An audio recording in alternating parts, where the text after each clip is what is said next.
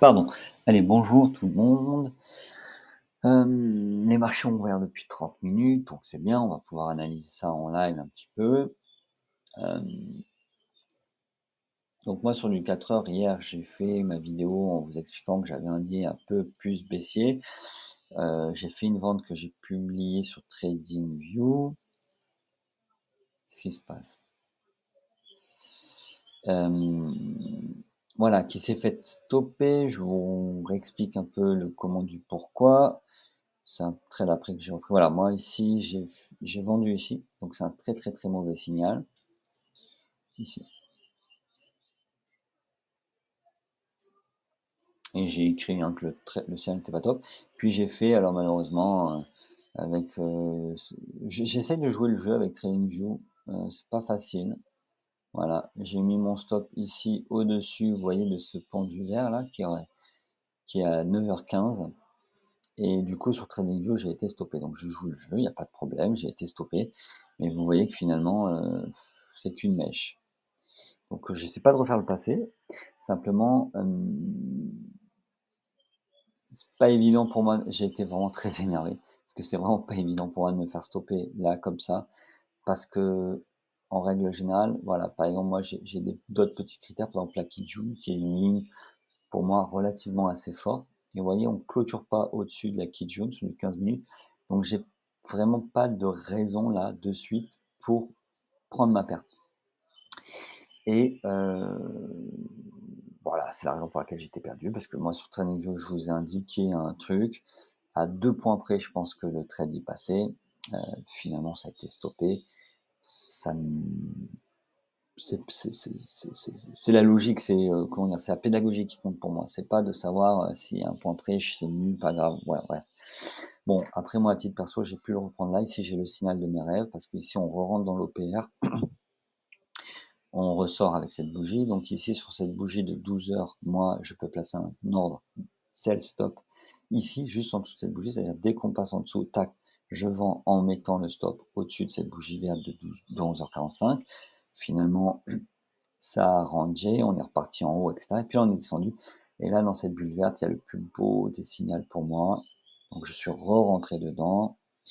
C'est-à-dire que si on baisse un peu comme ça, on ressort de l'OPR. Et là, on fait 3 doji verts. C'est le top.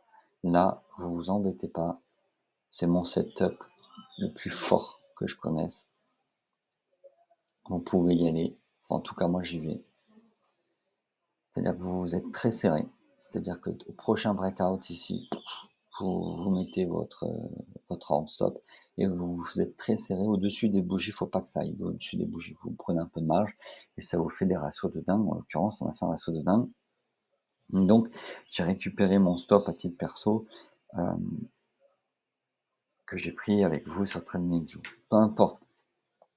Ce qui est important de dire, c'est qu'hier, je sentais une petite baisse parce que on a ce pullback sur cette ancienne support devenu résistance. On est sur les 12 900, on est toujours sous le S1S. Donc moi, hier, j'étais plutôt baissier. Bah écoutez, figurez-vous que ce matin, j'ai à peu près la même analyse.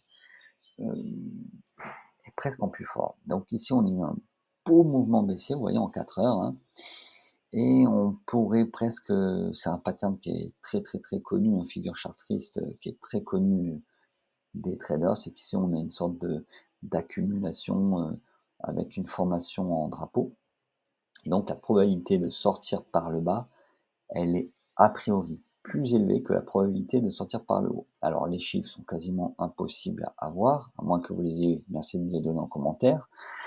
Mais selon certains bouquins, on est aux alentours des 65%, 65, ouais, de sortie par le bas, de continuation baissière. Mais ça n'enlève rien, vous avez 3 à 4 trades qui vont sortir par le haut. Donc il faut faire toujours attention. C'est pour la raison pour laquelle vous voyez ici, j'ai mes deux scénarios.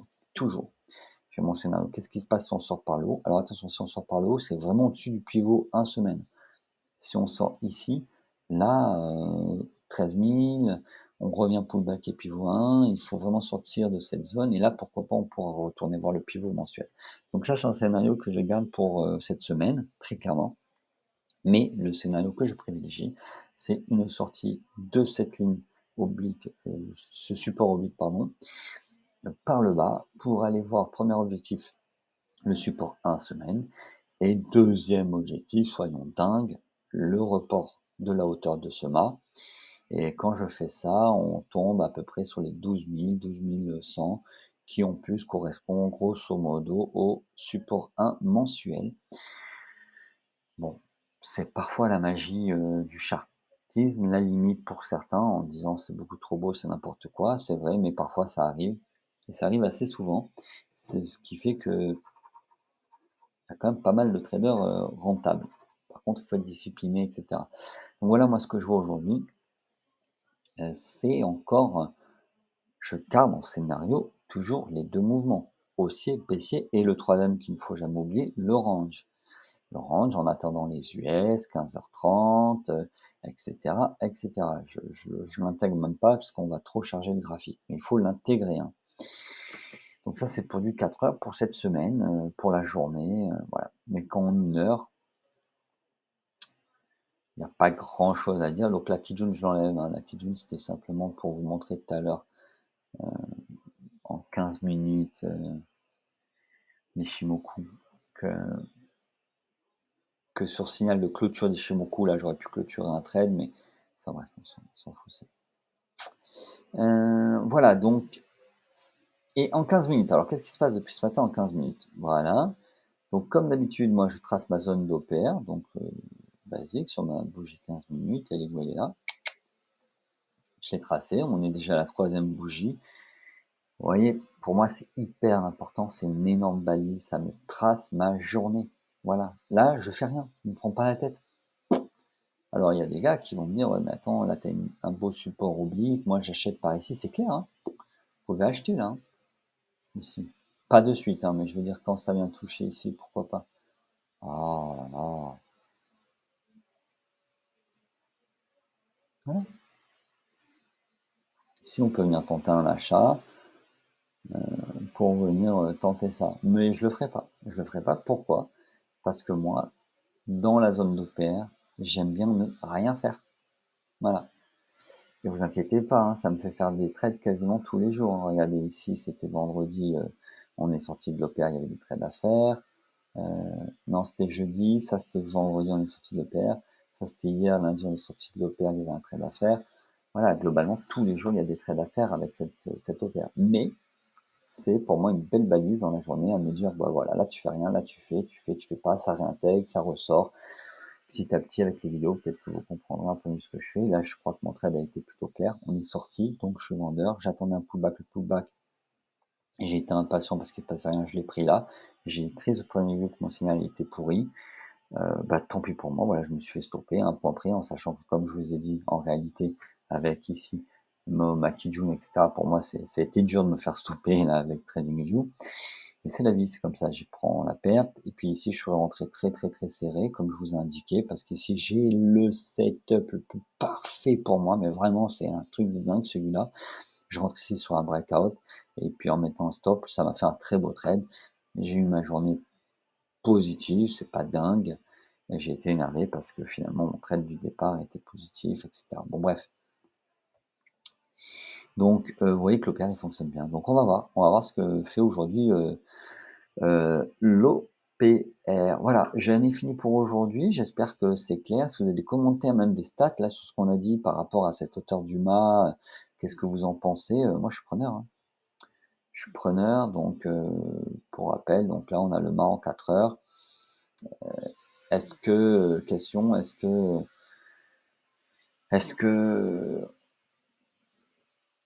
on va reprendre un mouvement baissier ou est-ce qu'on va ranger et puis repasser au-dessus? Si on repasse au-dessus, je vais commencer à regarder les achats pour aller voir le pivot mensuel. Pourquoi pas? Mais c'est pas ma priorité du jour. Voilà. Passez une bonne journée, bon trade. Et excusez-moi, je vais essayer de faire une vidéo. Je sais que je l'ai dit depuis quelques temps sur mes valeurs à surveiller, mais j'ai pas grand-chose que je surveille, puisque de toute manière, les grands week-ends comme ça, bah, vous pouvez surveiller, vous pouvez regarder, mais finalement, Après, il faut attendre l'ouverture et en 1 heure après, tout ce que vous avez raconté, casse ta figure. Mais, je regarde l'or et le pétrole, le bitcoin, on peut en raconter deux trois trucs et puis aussi le forex. Il y a la banque, d'Australie qui s'est tenue à augmenter ses taux pour la troisième fois depuis le mois de mai. Bah, il y a pas mal de choses à raconter. Je vais essayer de faire quelque chose, une petite vidéo. Allez, à plus tard!